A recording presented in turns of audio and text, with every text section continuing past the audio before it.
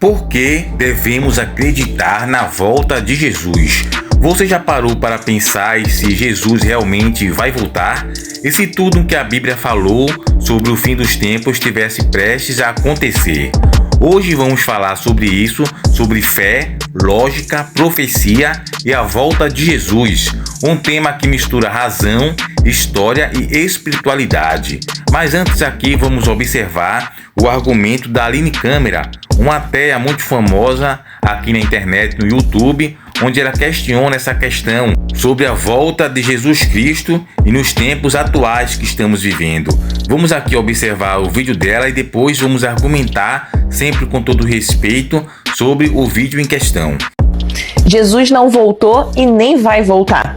Mas a chantagem emocional que deixaram no seu inconsciente, essa tá aí. A ameaça é sempre a mesma. Mas e se for verdade? O pior é que esse tipo de narrativa te impede de viver com liberdade, mesmo depois de você abandonar a religião, a igreja. E tem nome: aposta de Pascal.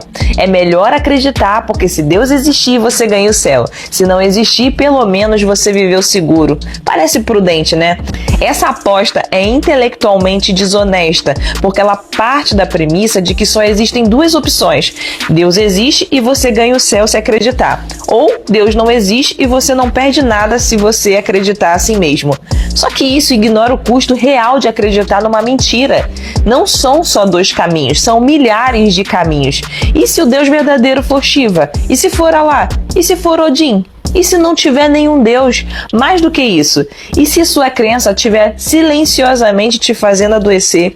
Viver como se vai que é verdade te impede de pensar com profundidade. Você se cala diante da dúvida, foge do questionamento, terceiriza decisões morais para uma ideia de Deus que nunca nem te respondeu.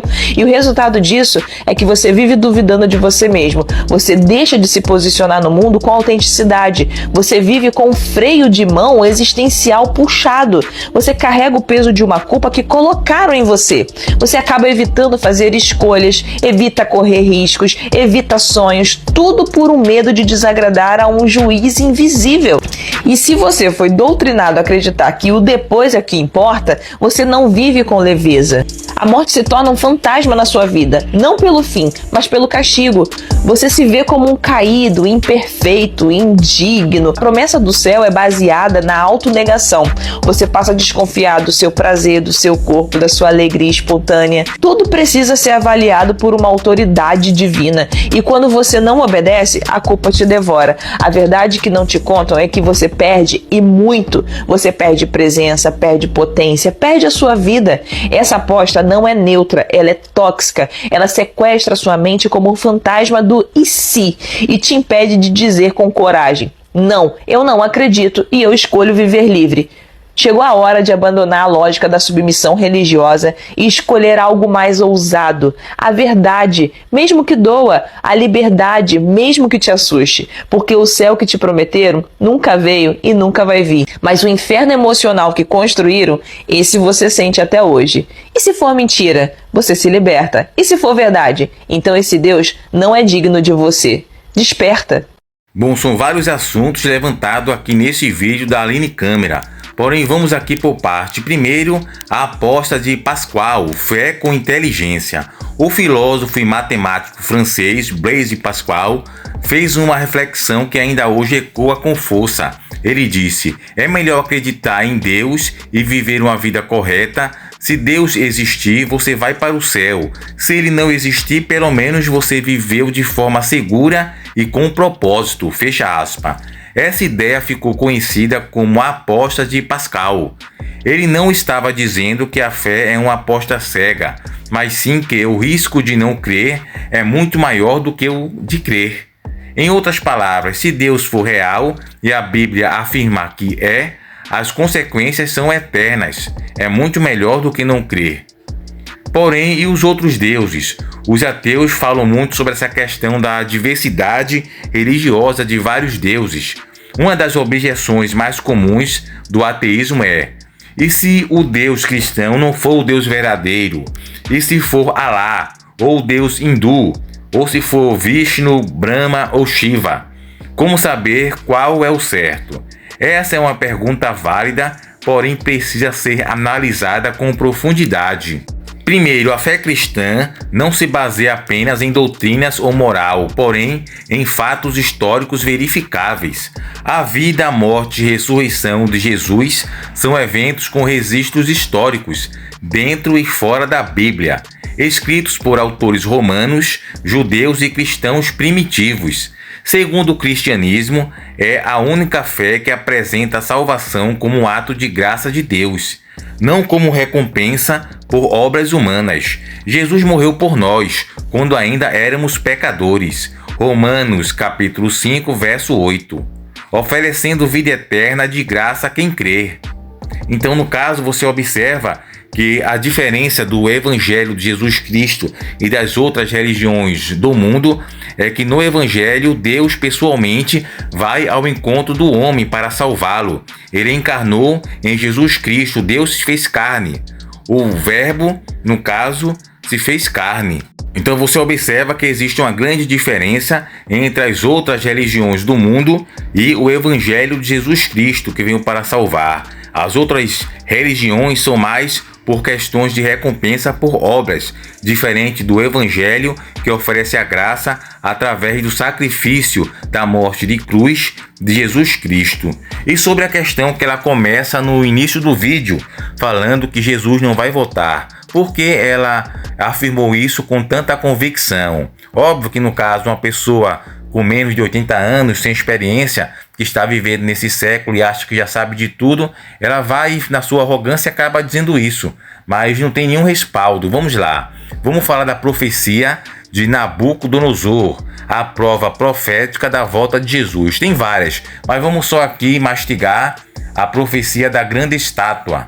Agora vamos falar de algo extraordinário, uma profecia milenar que vem se cumprindo com exatidão até hoje.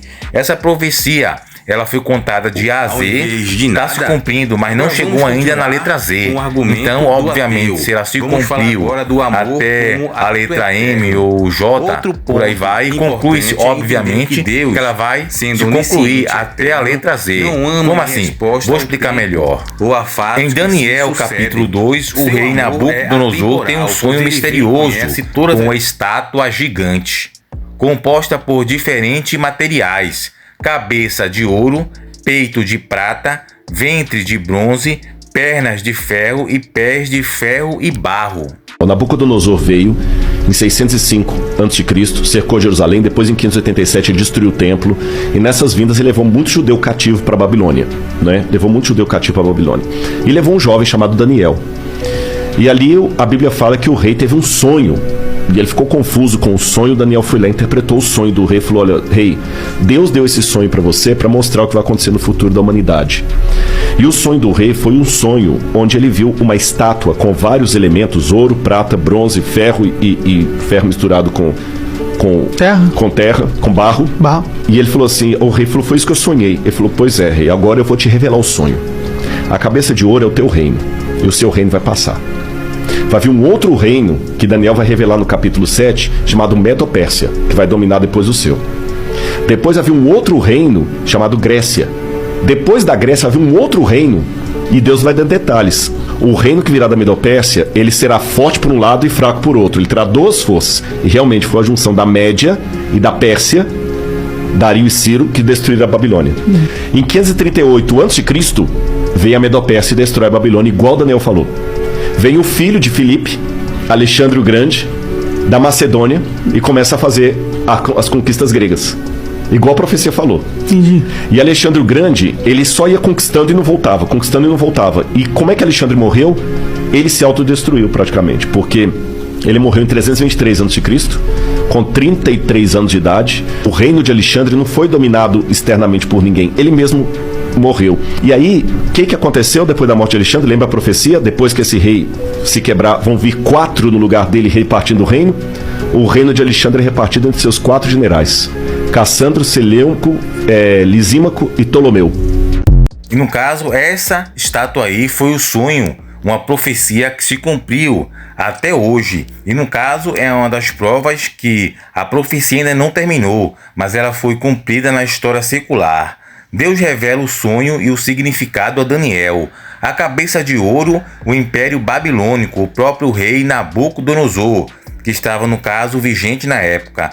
Peito e braços de prata, Império Medo-Persa.